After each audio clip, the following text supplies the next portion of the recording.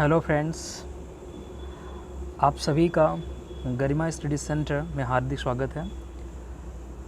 जैसा कि थंबनेल में आप देख सकते हैं कि SSC CGL 2024 TCS pattern practice class 1। तो फ्रेंड, आज हम लोग इस वीडियो में हम लोग सब्जेक्ट इंग्लिश का पैटर्न देखेंगे। हम लोग सब्जेक्ट इंग्लिश का पैटर्न देखेंगे कि किस तरीके से एसएससी सीजीएल में जो टीसीएस पैटर्न है इंग्लिश का, वो किस तरीके से क्वेश्चन को सेटअप कर रहा है। तो आज हम लोग प्रैक्टिस क्लास 1 को स्टार्ट करते हैं। तो हम लोग का जो स्टार्ट है एग्ज़ाम वो 9 सितंबर से लेके हम लोग 26 सितंबर के बीच में है ना। 9 से 26 के बीच में है। तो 9 तारीख को पहला पेपर है। तो पेपर में जाने से पहले फ्रेंड्स, आप इस पैटर्न को एक बार ज़रूर देखिएगा। तो किस टाइप से क्वेश्चन पूछा जाएगा, हम लोग स्टार्ट करते हैं। तो पहला क्वेश्चन दिया है friend, select the most appropriate synonym of the given word contradict. ठीक है, तो हम लोगों को कॉन्ट्राडिक्ट का सिनोनिम बताना है। तो फ्रेंड, यहाँ पे जो सिनोनिम है, सिनोनिम का मतलब ऐसा वर्ड्स जो मीनिंग में क्या होते हैं ना, सिमिलर्स होते हैं ना, words having the similar meanings. तो ऐसे शब्द जिनका मीनिंग सिमिलर होता है, या फिर ये सेम लिख के आएगा कि सेम मीनिंग हो, या मीनिंग में कैसा हो, क्लोज हो, ये सब लिख के आएगा। तो हम लोगों को सिनोनिम बताने हैं फ्रेंड्स। तो फ्रेंड्स, अगर हम लोग बात करें कॉन्ट्राडिक्ट की, तो यहाँ पे दो शब्द हैं, एक है कॉन्ट्रा और दूसरा क्या है, दूसरा है डिक्ट। ठीक है, एक कॉन्ट्रा है और दूसरा क्या है, डिक्ट। अगर हम लोग कॉन्ट्रा की बात करें तो इसका यूज़ हम ज़्यादातर स्ट्रगल के सेंस में करते हैं, जब हमारा स्ट्रगल किसी पर्सन के साथ होता है। और फ्रेंड, यहाँ पे डिक का जो संबंध होता है ना, डिक का मतलब होता है स्पीक ना, स्पीक का मतलब बोलना। तो कॉन्ट्राडिक्ट का मतलब क्या होता है ना कि जब हमारा किसी के साथ झगड़ा होता है, तो झगड़े में हम क्या करते हैं, कुछ ना कुछ बोलते हैं। तो कॉन्ट्राडिक्शन हो जाता है लोगों के बीच में। कॉन्ट्राडिक्ट से क्या बना है, कॉन्ट्राडिक्शन बनता है। तो अगर हम इसके मीनिंग पे जाएं और ऑप्शन को देखें ना, तो दो शब्द यहाँ पे दिखा हमको, एक कॉन्ट्रा दिखा, दूसरा क्या दिखा, डिक्ट दिखा। अभी डिक्ट से भी हम लोग वर्ड बना के देखेंगे। डिक्शन होता है ना, बेनिडिक्शन होता है, बेनिडिक्ट होता है। तो ये सारे वर्ड्स यहाँ से क्रिएट हम लोग कर सकते हैं। तो फ्रेंड, यहाँ पे अगर देखा जाए तो कौन कौन सा ऑप्शन दिया है, कॉन्ट्रा पहला ऑप्शन दिया है, परमिट, जबकि कॉन्ट्रा नेगेटिव मीनिंग रख रहा है, परमिट हो नहीं सकता। और यहाँ पे देखें, वेरीफाई का मतलब किसी चीज़ को सत्यापित करना होता है, और वाउच का मतलब भी क्या होता है ना, किसी चीज़ को सत्यापित कर देना होता है। तो ये दोनों तो क्या है ना, ये दोनों एक दूसरे के सिनोनिम्स हैं ना, ये दोनों एक दूसरे के क्या हैं, सिनोनिम्स हैं। जबकि वहाँ पे हमने देखा था ना, ऊपर क्या है, ऊपर फ्रेंड आया है कॉन्ट्राडिक्ट, जो शब्द आया है वो क्या है, कॉन्ट्राडिक्ट है, सॉरी। तो कॉन्ट्राडिक्ट अगर देखा जाए तो जो राइट आंसर हम लोग का हो जाएगा फ्रेंड, वो बन जाएगा क्या ना, जो राइट आंसर हम लोगों का होगा वो होगा कंट्रावेन। तो कॉन्ट्राडिक्ट का सिनोनिम क्या हो जाएगा, कंट्रावेन हो जाएगा। ओके, तो what is the right answer, right answer is contravene. ठीक, तो हम लोग नेक्स्ट क्वेश्चन पे आते हैं। तो नेक्स्ट दिया है कि in the given sentence 4 words have been underlined and the underlined words are given as options. Select the option that contains an error. तो ये स्पॉटिंग द एरर से है, हमें वो पार्ट ढूंढना है जहाँ पे एरर है। तो फ्रेंड, क्वेश्चन को अगर हम लोग देख के चलें ना, ये क्वेश्चन लिख के रखा है कि she growled so loud that the men and boys outside were frightened. तो जिन भी वर्ड्स में मिस्टेक दिया है, फ्राइटेंड दिया है, लाउड दिया है, ग्रॉल्ड दिया है एंड आउटसाइड दिया है। तो फ्रेंड, आउटसाइड में तो बिल्कुल दिक्कत नहीं है ना। अब अगर यहाँ पे हम लोग देखें क्या लिखा है, सी ग्रोल्ड सो लाउड। अब ये जो सो है ना, एक्चुअली ये क्या है, ये एक प्रकार का हम लोग देखें तो ना, ये क्वांटिटी को बता रहा है। और दूसरी बात ये कि जो ग्रोल्ड है ना, ग्रोल्ड यहाँ पे वर्ब है ना, ग्रोल्ड यहाँ पे क्या है, वर्ब है।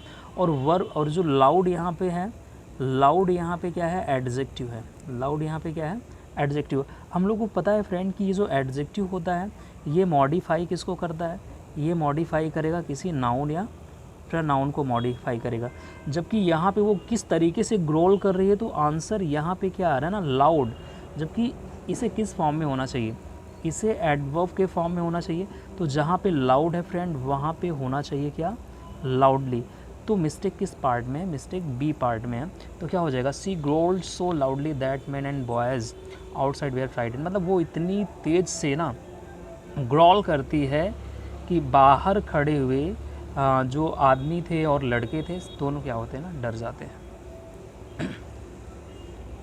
Okay friends, next one is my friend was playing the devil's advocate in the discussion. तो यहाँ पे फ्रेंड एक इडियम हम लोग के सामने आया, डेविल्स एडवोकेट।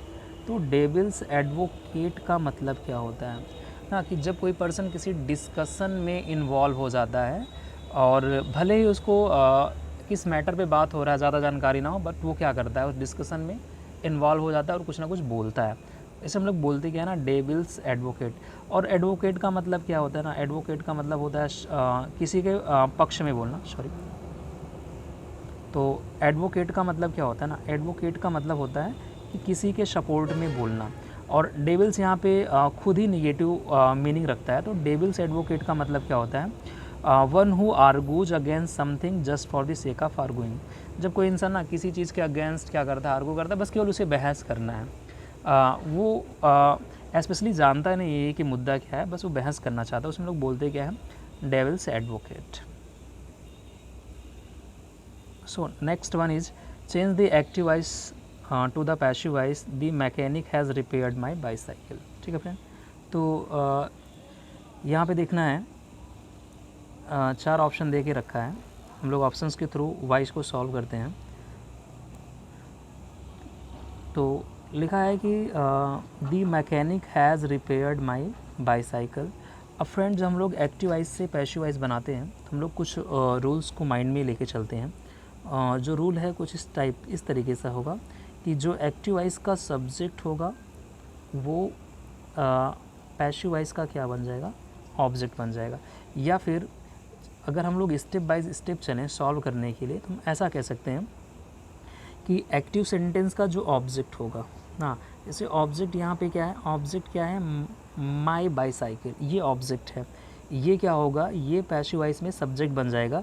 तो सब्जेक्ट बनने का मतलब देखो हर जगह क्या लिखा है ना, यहाँ भी माई बाईसाइकिल लिखा है, और यहाँ माई बाईसाइकिल लिखा है, और यहाँ माई बाईसाइकिल लिखा है। तीन ऑप्शन में क्या किया गया, ऑब्जेक्ट को सब्जेक्ट बनाया गया। यानी कि पहला कंडीशन क्या है कि जो एक्टिव ऑब्जेक्ट होगा वो पैसिव क्या बनेगा, सब्जेक्ट बनेगा, जो कि ऑप्शन 2 में नहीं किया गया है, तो वो गलत है, इसको हम लोग हटा देते हैं। अब दूसरे नंबर पे क्या करना है, यूज़ हेल्पिंग वर्ब ना, use helping verb according to subject. यानी कि जो अब नया पैसिव सब्जेक्ट बना है ना, उसके अकॉर्डिंग हमें क्या करना है, हेल्पिंग वर्ब यूज़ करना है। अब इसके लिए क्या है ना, आपको टेंसेस माइंड में रखने फ्रेंड। जैसे अगर हमको एक्टिव वॉइस में V1 या B5 दिख जाए, सॉरी देखो, अगर एक्टिव वॉइस में V1 या मान लो B5 वर्ब का फर्स्ट फॉर्म या वर्ब का फिफ्थ फॉर्म आता है, तो पैसिव वॉइस का जो हेल्पिंग वर्ब होगा वो क्या होगा, इज एम आर होगा। अब अगर यहाँ पे वर्ब का सेकेंड फॉर्म आ जाए तो पैसिव वॉइस का हेल्पिंग वर्ब क्या हो जाएगा, वो वाज वेयर हो जाएगा। अब मान के चलो अगर परफेक्ट आ रहा है ना, या मान लीजिए कि अगर कंटिन्यूअस आ रहा है, कंटिन्यूअस का मतलब क्या है कि अगर वर्ब का फोर्थ फॉर्म आ रहा है, जैसे is am are was were के बाद वर्ब का फोर्थ फॉर्म आ जाए, तो पैसिव वॉइस बनाने के लिए हेल्पिंग वर्ब तो वही रहेंगे, बस आपको बीइंग लगाने पड़ेंगे। अब अगर परफेक्ट टेंस आता है, परफेक्ट टेंस का मतलब जैसे हम एक्टिव वॉइस में देखें ना, हैज़ आ जाए, हैव आ जाए, या फिर क्या आ जाए, हैड, इसके बाद वर्ब का थर्ड फॉर्म आ जाए, तो पैसिव वॉइस बनाने के लिए क्या करना है ना, हेल्पिंग वर्ब को सेम रखेंगे सब्जेक्ट के अनुसार, बस हमें क्या लगा देना है, बीन प्लस वर्ब का थर्ड फॉर्म लगा देना है। तो फ्रेंड अगर इस सेंटेंस में हम लोग देखें तो क्या लिखा, the mechanic has repaired my bicycle. तो जो टेंस है ना, ये जो टेंस है हैज़ रिपेयर्ड, तो हम देख रहे हैं कि हैज़ प्लस वर्ब का थर्ड फॉर्म आ रहा है, इसका पैसिव वॉइस क्या हो जाएगा, has, have plus been plus verb का थर्ड फॉर्म ना, has have been plus verb का थर्ड फॉर्म। तो हमें देखना है किस ऑप्शन में हैज़ हैव के साथ बीन और वर्ब का थर्ड फॉर्म लगा हुआ है। तो यहाँ पे देखिएगा ऑप्शंस को हम लोग देखें अगर, तो देखिए फ्रेंड क्या लिखा है कि the mechanic has repaired my bicycle, तो ऑप्शन 2 तो हट गया था। अब माई बाईसाइकिल हैज़ रिपेयर्ड यहाँ पे लिखा है, जबकि एक्टिव वॉइस में भी क्या लिखा है ना, एक्टिव वॉइस में खुद हैज़ रिपेयर्ड लिखा है। हैज़ रिपेयर्ड का पैसिव वॉइस क्या हो जाएगा, हैज़ रिपेयर्ड का पैसिव वॉइस बनेगा हैज़ बीन रिपेयर्ड या हैव बीन रिपेयर्ड। तो ये भी ना पैसिव फॉर्म में नहीं है, ये तो सब्जेक्ट को सब्जेक्ट ही बना के रखा है। माई साइकिल, अब देखो माई साइकिल सिंगुलर, इसके साथ हैज़ लगा है, बीन लगा है, रिपेयर्ड बाय द मैकेनिक और यहाँ पे हैड में लगा दिया है। जबकि प्रेजेंट परफेक्ट का पैसिव वॉइस तो प्रेजेंट परफेक्ट टेंस में रहेगा, मतलब हैज़ हैव प्लस वर्ब का थर्ड फॉर्म है, तो पैसिव वॉइस में has have plus been plus verb का थर्ड फॉर्म होगा। तो ये वाला ऑप्शन भी हट गया। राइट ऑप्शन क्या हो जाएगा आपका, तीसरा हो जाएगा राइट ऑप्शन। ठीक है फ्रेंड, चलिए तो नेक्स्ट क्वेश्चन दे के रखा है, select the option that substitutes the bracketed word segment correctly and completes the sentence meaningfully। लिखा है कि Manthan and Pranav sang together in a concert, यहाँ पे sang की बात हो रही है। यहाँ पे option chanted together in a show लिखा है, enunciated together in a show हो, enjoined together in a show and articulated together in a show। तो फ्रेंड यहाँ पे अगर शैंग की बात करें तो शैंग का रिलेशन किससे हो सकता है ना, चैंट से हो सकता है। जैसे हम किसी मंत्र को चैंट करते हैं ना, तो वो गाने के फॉर्म में करते हैं, तो इस तरीके से अगर सेंस लगा के देखा जाए तो chanted together in a show हो जाएगा।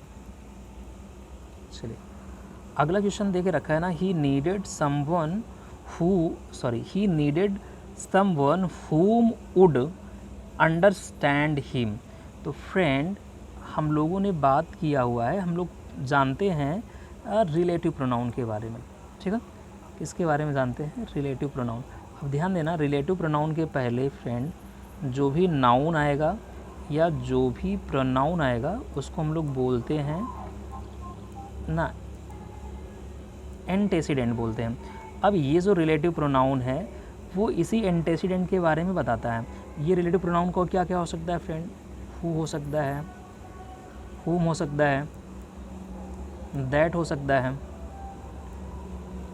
ना, विच हो सकता है और हुज हो सकता है, हुज हो सकता है। अब अगर हम लोग बात करें ना, हु सब्जेक्ट के रूप में यूज़ होगा, हुम ऑब्जेक्ट के रूप में यूज़ होगा, दैट सब्जेक्ट ऑब्जेक्ट दोनों हो सकता है, हुज पॉजेसिव केस में जाएगा और विच सब्जेक्ट या ऑब्जेक्ट दोनों हो सकता है। ध्यान देना, अगर एंटेसिडेंट आपका कोई थिंग है तो विच का यूज़ करो, पर्सन है तो हु होम का यूज़ करो।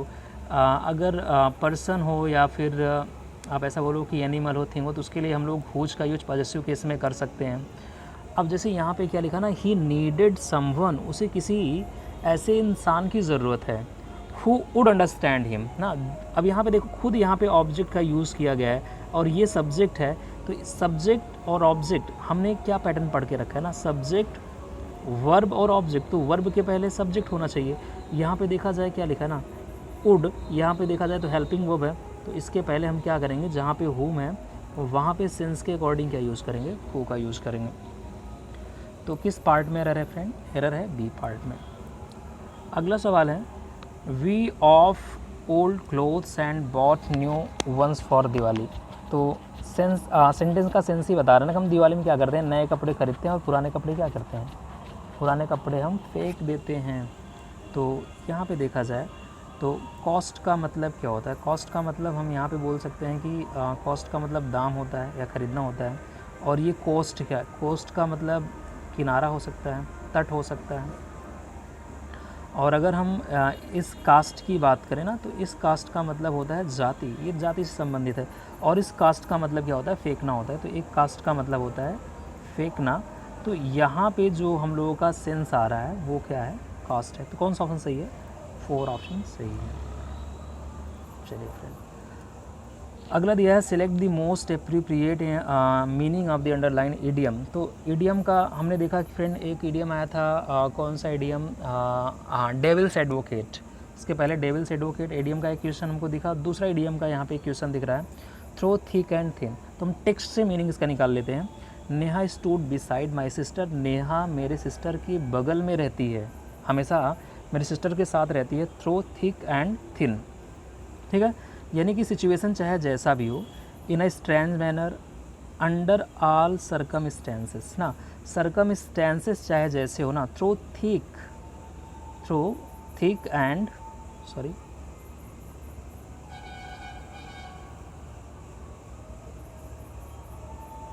क्या लिखा है, थ्रो थिक एंड थिन। याद कैसे कर लेंगे, मान लीजिए जो थिक है वो बैड सिचुएशन है, जो थिन है वो गुड सिचुएशन है, तो आपका फ्रेंड कौन है ना, जो आपके अच्छे बुरे दोनों में साथ देता है। तो अंडर ऑल सर्कमस्टेंसेस को हम लोग क्या बोलेंगे, थ्रो थिक एंड थिन।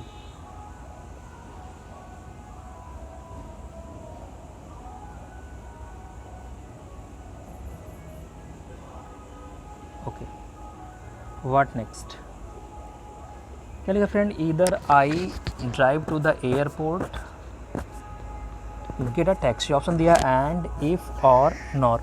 तो फ्रेंड ये क्वेश्चन कंजंक्शन से है। अब हम लोग कोरिलेटिव कंजंक्शन के बारे में जानते हैं। जैसे यहाँ पे देखा जाए तो ईदर का पेयर, ठीक है, ईदर का पेयर क्या होता है, और नीदर का पेयर क्या होता है, नॉर। नॉट ओनली के साथ क्या यूज़ करेंगे, नॉट ओनली के साथ यूज़ करेंगे बट आल्सो। और अगर फ्रेंड हार्डली आया है तो हार्डली के लिए क्या यूज़ करेंगे, हार्डली के लिए यूज़ करेंगे व्हेन या सम टाइम बिफोर। ठीक है, ईदर के साथ और, नीदर के साथ नॉर, नॉट ओनली के साथ बट आल्सो, हार्डली के साथ व्हेन या बिफोर। ठीक है, नेक्स्ट अगर हम लोग देखें फ्रेंड, अगर आ जाए नो सूनर, तो नो सूनर के साथ यूज़ होगा देन। सेंटेंस में अगर आ जाए दो,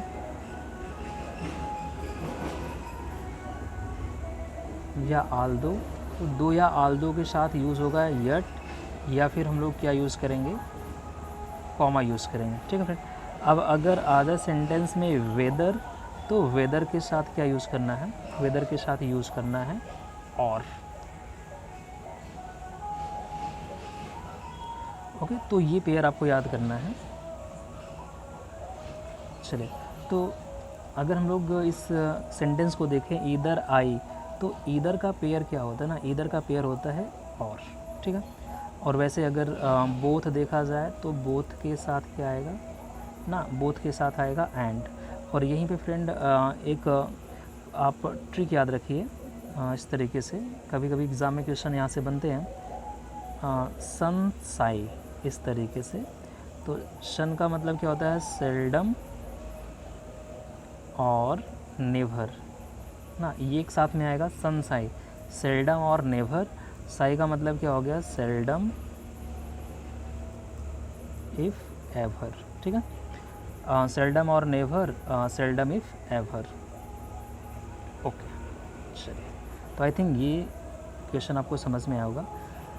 एंटोनिम बताना फ्रेंड, यहाँ पे एंटोनिम किसका बताना है, my friend believes in super natural elements. तो मेरा फ्रेंड क्या करता है, यूनिवर्स के सुपर नेचुरल दैवीय एलिमेंट्स में क्या करता है, विश्वास करता है। एंटोनिम मैजिकल तो होगा नहीं, अनकाइंड भी नहीं होगा, अननेचुरल भी नहीं होगा। तो फ्रेंड इसको हम लोग क्या कर सकते हैं, यूजुअल का मतलब क्या होता है, साधारण हम कह सकते हैं। तो सुपर नेचुरल का जो एंटोनिम हो जाएगा वो क्या हो जाएगा, यूजुअल हो जाएगा। ओके, चलिए नेक्स्ट दिया है, इसका हम लोग को इनडायरेक्ट नरेशन बनाना है। तो the chief economic adviser said, ठीक है friend, my subordinate has stepped down. अब देखो, जब हम डायरेक्ट से इनडायरेक्ट नरेशन बनाते हैं तो फ्रेंड डबल इन्वर्टेड कामा के बाहर का जो हिस्सा होता है उसे हम लोग बोलते क्या है, रिपोर्टिंग स्पीच। क्या बोलेंगे, रिपोर्टिंग। और जो अंदर होता है ना उसको हम लोग बोलते क्या है, रिपोर्टेड स्पीच। तो डायरेक्ट से इनडायरेक्ट नरेशन बनाते वक्त ना जो टेंस का चेंजिंग होगा, पर्सन का चेंजिंग होगा, या फिर अदर पार्ट्स ऑफ स्पीच की जो चेंजिंग होती है ना, वो रिपोर्टेड स्पीच में होता है। अब हमने ये पढ़ के रखा है कि रिपोर्टिंग स्पीच अगर पास्ट टेंस में हो तो यहाँ पे एडवाइज़र सेड लिखा है ना, ये पास्ट टेंस में है, तो डायरेक्ट से इनडायरेक्ट नरेशन बनाते वक्त रिपोर्टेड स्पीच का टेंस तो बदलता है। अब देखेंगे कि रिपोर्टेड स्पीच का टेंस क्या है ना, हैज स्टेप्ड। अब हैज स्टेप्ड को अगर हम इनडायरेक्ट नरेशन में बनाए तो क्या होगा फ्रेंड, हैड स्टेप्ड हो जाएगा, क्योंकि प्रेजेंट परफेक्ट टेंस चेंज होगा पास्ट परफेक्ट टेंस में। तो यहाँ पे देखेंगे ना कि यहाँ पे हैड स्टेप्ड दिया है, यहाँ पे हैज स्टेप्ड दिया है, ये गलत है। और यहाँ भी देखा जाए तो केवल स्टेप्ड लिखा जो कि गलत है। और यहाँ पे देखा जाए कि हैड स्टेप डाउन, तो दो इस ऑप्शन में हैड स्टेप्ड दिया है। अब एक बात हम लोग और यहाँ पे देख लें, कंजंक्शन देखते हैं कि अगर रिपोर्टेड स्पीच का जो सेंटेंस है वो अफर्मेटिव है या फिर असर्टिव है तो कंजंक्शन के रूप में दैट आएगा। और यहाँ भी देखा जाए फ्रेंड तो दैट का यूज़ किया है, the chief economic adviser said that my subordinate, person का चेंज होगा फ्रेंड। अब अगर हम लोग माई की बात करें first person change according to this subject, तो सब्जेक्ट यहाँ पे क्या है, द चीफ इकोनॉमिक एडवाइज़र, तो इसके अकॉर्डिंग हम लोग ही या सी का यूज़ करेंगे, जिसमें कि यहाँ पे माई को नहीं बदला है। इसका मतलब ये भी क्या हो गया ना, गलत है। तो राइट आंसर क्या हो जाएगा फ्रेंड, चौथा राइट आंसर हो जाएगा। चलिए तो नेक्स्ट है, she has let herself be gone after her advice. तो ध्यान देना फ्रेंड, जो स्ट्रक्चर होता है सेंटेंस का, लेट अगर यूज़ हो रहा है तो हम लोग क्या यूज़ करेंगे, लेट के बाद ऑब्जेक्ट होगा, ऑब्जेक्ट के बाद क्या आएगा, वर्ब का फर्स्ट फॉर्म आएगा। तो यहाँ पे देखेंगे लेट हर सेल्फ गो, तो किस ऑप्शन में दिख रहा है, ये पहले ऑप्शन में दिख रहा है, वो सही हो जाएगा। अगला सवाल दिया, the study of stars and planet. तो स्टार्स या प्लैनेट का जो स्टडी होता है वो कहलाता है एस्ट्रोनॉमी, है ना, क्या कहलाएगा, एस्ट्रोनॉमी कहलाएगा। अब फ्रेंड ये आर्कियोलॉजी क्या है ना, पुरातत्व विज्ञान होता है, इसे हम लोग क्या बोलते हैं, पुरातत्व विज्ञान बोलते हैं। जब पुरातत्वविद क्या करते हैं, खुदाई करके चीज़ों को प्राप्त करते हैं, वस्तुओं का अध्ययन करते हैं। अब एनाटॉमी का मतलब क्या होता है ना, स्टडी ऑफ बॉडी स्ट्रक्चर, मतलब शरीर संरचना विज्ञान होता है एनाटॉमी। और एस्ट्रोलॉजी का मतलब क्या होता है, नक्षत्रों का अध्ययन जो लोग करते हैं उसको एस्ट्रोलॉजी, एस्ट्रोलॉजर्स। तो इसका जो राइट आंसर होगा फ्रेंड वो क्या हो जाएगा एस्ट्रोनॉमी। ओके, तो नेक्स्ट फ्रेंड क्वेश्चन एक तो बन रहा है हम लोगों का पैरा जम्बल्ड यानी कि PQRS से। लिखा है कि United Nations maintains peace and security in the world. अब ध्यान देना PQRS को सॉल्व करने के लिए फ्रेंड कुछ चीज़ें आपको माइंड में रखना है ना। एक तो आपको ढूंढना पड़ेगा, स्टार्ट ढूंढना पड़ेगा, दूसरा आपको ढूंढना पड़ेगा लिंक ना, और आप कहाँ से काम चला सकते हैं कि सेंटेंस का एंड किससे हो रहा है। कभी कभी 1 और 6 करके दिया रहता है और PQRS दे देता है, तब हमको स्टार्ट ढूंढना है, लिंक ढूंढना होता है, ठीक है। और पैरेलल कंस्ट्रक्शन वगैरह देखना है, कंजंक्शन वगैरह देखना है, सेंटेंस का स्ट्रक्चर देख के हमको इसको सॉल्व करना होता है। क्या लिखा है फ्रेंड, अब देखेंगे कि ABCD। अब 2 ऑप्शन में क्या किया है ना, 2 ऑप्शन में सेंटेंस है इट से शुरू हुआ है। इट क्या होता है, प्रोनाउन। प्रोनाउन किसके स्थान पे यूज़ होता है, नाउन के स्थान पे यूज़ होता है। इसका मतलब ये है कि सेंटेंस में पहले नाउन को इंट्रोड्यूस कराया जाता है, फिर प्रोनाउन को इंट्रोड्यूस कराया जाता है। तो सेंटेंस किसी भी हालत में बी से स्टार्ट नहीं होगा और ना ही सेंटेंस डी से स्टार्ट होगा। तो हम उस ऑप्शन को हटा देते हैं जिसमें बी और डी शुरुआत में आया है। तो देखेंगे ना, ऑप्शन 1 और 4 तो हट गया फ्रेंड। अब अगर हम लोग यहाँ पे देखें तो सेंटेंस का स्टार्ट या तो ए होगा या फिर सी होगा। तो अगर हम सी की बात करें तो लिखा है यूनाइटेड नेशन आल्सो। अब देखो फ्रेंड, इस शब्द को यहाँ पे माइंड में रखो ना, आल्सो। आल्सो एक ऐसा वर्ड है जिसको हम लोग एडिशनली यूज़ करते हैं। जैसे आपने बोला ना कि I read the newspaper and my brother too, या माई ब्रदर आल्सो। इसका मतलब इसके पहले भी ये यूनाइटेड जो नेशन यहाँ पे लिखा है ना और आल्सो लिखा है, इसका मतलब इससे पहले हम यूनाइटेड नेशंस की चर्चा कर चुके हैं। तो बी ना तो स्टार्ट है, ना डी स्टार्ट है और ना ही सी स्टार्ट है। तो स्टार्ट कौन है, ए है, जो केवल एक ही ऑप्शन में है, दूसरे में है, यानी कि ABCD इसका सही क्रम होगा। ओके, नेक्स्ट दिया friend, transform the following sentence into active voice. अब इसको एक्टिव वॉइस में ट्रांसफॉर्म करना है, तो सबसे पहले हम लोग क्वेश्चंस को पढ़ लेते हैं। क्या लिखा है friend, the pizza was consumed. अब ध्यान देना, वाज कंज्यूम्ड,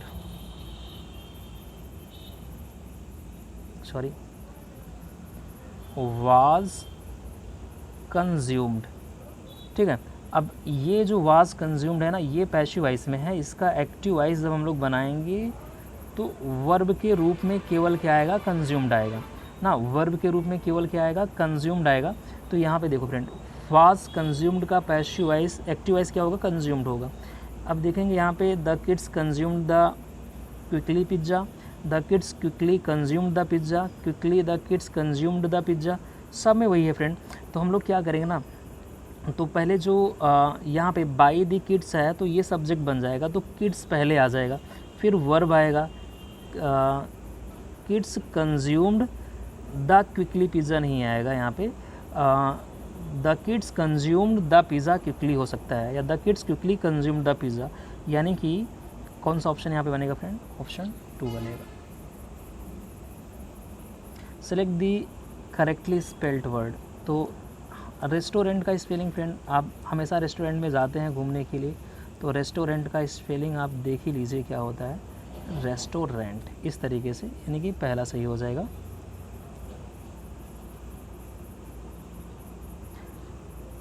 चलो फ्रेंड, अब नेक्स्ट देखे रखा है, PQR से क्वेश्चन है, लिख के रखा है कि this digital universe is not. अब फ्रेंड यहाँ पे दिस आल्सो प्रोनाउन, इसका मतलब यूनिवर्स, डिजिटल यूनिवर्स की बात पहले कर चुका है, मतलब सेंटेंस का स्टार्ट ए से नहीं होगा, तो डी यहाँ से हट जाएगा। अब लिखा है कि a digital realm is created through metaverse technology, the human presence will be marked by the existence of अवतार which will be free to interact with one another in 3D virtual spaces. You may not only glance at thing, और sentence D से भी start नहीं होगा, यानी कि sentence का अगर फ्रेंड हम लोग यहाँ पे स्टार्ट देखें तो सेंटेंस का स्टार्ट बी होगा ना, क्या होगा, बी होगा। क्या लिखेंगे, अ डिजिटल रियल्म। जब हम लोग किसी चीज़ के बारे में ना पहली बात करते हैं, किसी चीज़ के बारे में, जैसे यहाँ पे हम लोग डिजिटल रियल्म की चर्चा कर रहे हैं, और हमने आर्टिकल में पढ़ के रखा है कि आर्टिकल AN का यूज़ हम कब करते हैं ना, जब हमको किसी चीज़ को पहली बार क्या करना है, इंट्रोड्यूस करना है। तो यहाँ पे इंट्रोड्यूस हम किसको कर रहे हैं ना, डिजिटल रियल्म को कर रहे हैं। तो क्या कर सकते हैं फ्रेंड यहाँ पे, तो लिखेंगे बी से स्टार्ट होगा, बी से स्टार्ट होने के बाद सी क्या हो जाएगा फ्रेंड, इसका लिंक हो जाएगा। तो राइट आंसर क्या बन जाएगा इसका, BCDA, BCDA। Okay. One who lost temper very soon, जो बहुत ही जल्दी क्रोधित हो जाता है। Hot headed, tempered, argumentative, temporal, तो उसे फ्रेंड क्या कहेंगे ना, हॉट हेडेड का मतलब क्या होता है, one who lost temper very soon. Affliction, affliction का मतलब फ्रेंड होता है, हम लोग बोल सकते हैं, इसका एंटोनिम बताना है, तो एफ्लेक्शंस का मतलब होता है दुख, ठीक है।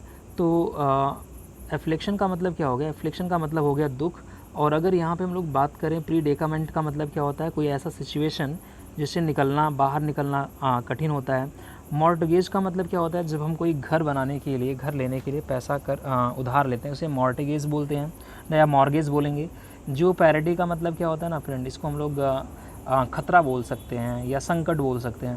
कंसोलेशन का मतलब होता है सांत्वना। तो एफ्लेक्शन का, तो दुख में आपको किसकी ज़रूरत होती है, कंसोलेशन की ज़रूरत होती है। तो इसका एंटोनिम क्या हो जाएगा, एफ्लेक्शन का consolation.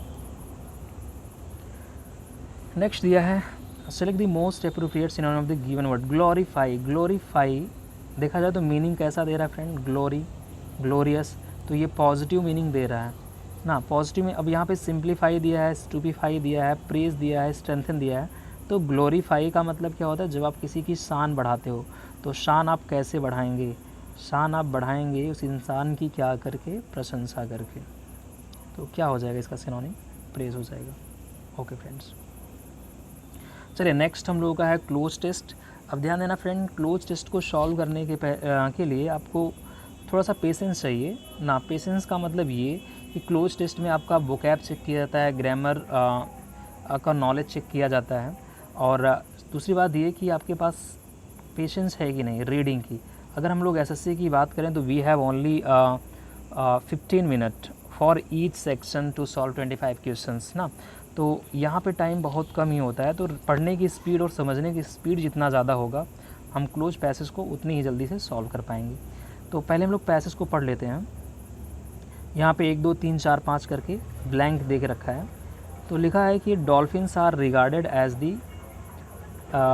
creatures in the sea and stories of them helping sailors have been common since Roman times. So the more we learn about dolphins, the more we raise that their society is more complex than people previously imagined.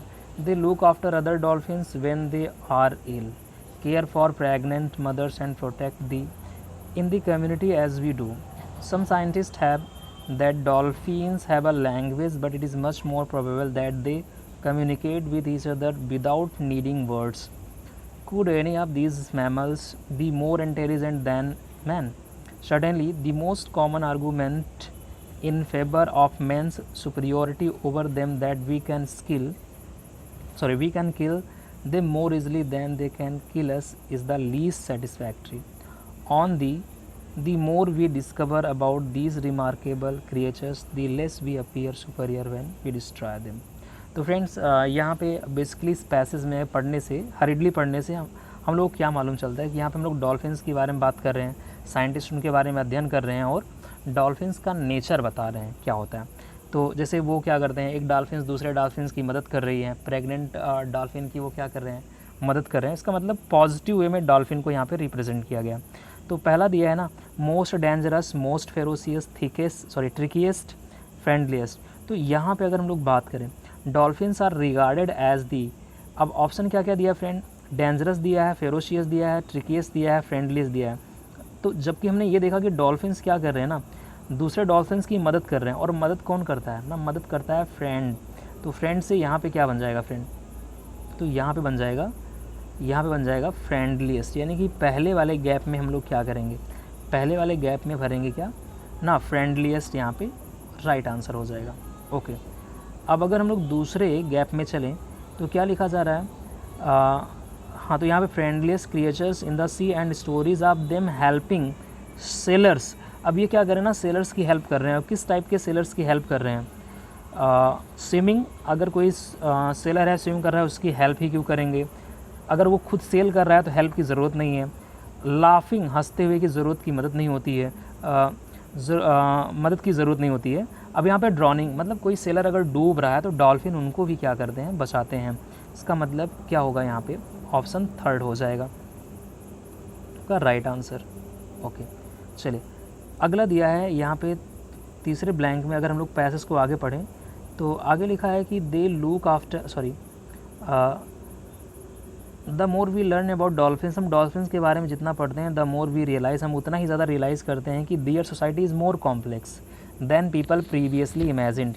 तो उनकी society उन लोगों से ज़्यादा complex होता है जिनके बारे में हम पहले से सोच चुके हैं। They look after other dolphins, वे दूसरे डॉल्फिन्स की देखभाल करते हैं। व्हेन दे और इल, जब वो बीमार होते हैं। केयर फॉर प्रेग्नेंट मदर्स, वो प्रेग्नेंट मदर्स की केयर करते हैं। प्रोटेक्ट दी, और वो किसको प्रोटेक्ट करते हैं, प्रोटेक्ट दी हेल्दीएस्ट, जो हेल्दीएस्ट है उसको प्रोटेक्ट क्यों करेंगे, स्ट्रेंजेस्ट का प्रोटेक्ट क्यों करेंगे, वो प्रोटेक्ट क्यों करेंगे, वो आई थिंक जो वीक है ना, जो कमज़ोर हैं उनको प्रोटेक्ट करते हैं। कौन, डॉल्फिन प्रोटेक्ट करते हैं। तो कौन सा ऑप्शन हो जाएगा फ्रेंड, यहाँ पे थर्ड ऑप्शन हो जाएगा। चलिए फोर्थ में देखते हैं क्या लिखा है, बिलीविंग लिखा है, सजेस्टिंग लिखा है, सजेस्टेड लिखा है, टेलिंग लिखा है। तो यहाँ पे अगर हम लोग बात करें चौथे वाले गैप में क्या होगा, आगे लिखा जा रहा है कि सम साइंटिस्ट हैव। तो साइंटिस्ट का काम क्या होता है, साइंटिस्ट का काम, हैव लिखा है ना, हैव के बाद वर्ब का थर्ड फॉर्म आएगा फ्रेंड, ये समझते रहो। तो हैव, बिलीविंग होगा नहीं, सजेस्टिंग होगा नहीं, टेलिंग होगा नहीं, हैव के बाद वर्ब का थर्ड फॉर्म आएगा, तो यहाँ पे क्या बन जाएगा, सजेस्टेड बन जाएगा। ओके, चलिए आप लोग ऑप्शन पढ़ लेते हैं। पाँचवें में क्या क्या ऑप्शन दिया है, बिसाइड, साइड, कॉन्ट्रेरी, अपोजिट, ठीक है। तो ऑन दी कंट्रेरी फ्रेज होता है, तो यहाँ पे ये समझते रहो कि ऑन दी कंट्रेरी फ्रेज होता है। तो कौन सा ऑप्शन भरा जाएगा वहाँ फ्रेंड, कंट्रेरी भरा जाएगा, ऑन दी कंट्रेरी, ठीक है। ऑप्शंस को देख लीजिए, क्या आएगा यहाँ पे, ऑन दी कंट्रेरी, ठीक है। और ये आपका पूरा का पूरा पैसेज दे के रखा है,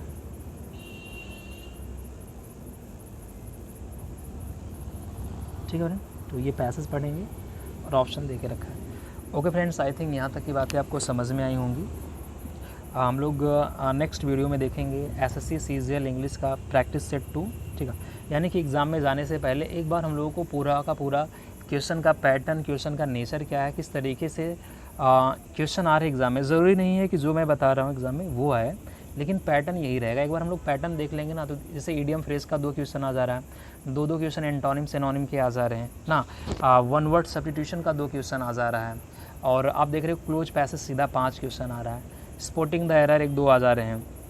तो इस तरीके से जब आप माइंड में सेटअप करके जाएंगे ना, तो आप अच्छा स्कोर कर सकते हैं। Okay friends, thank you.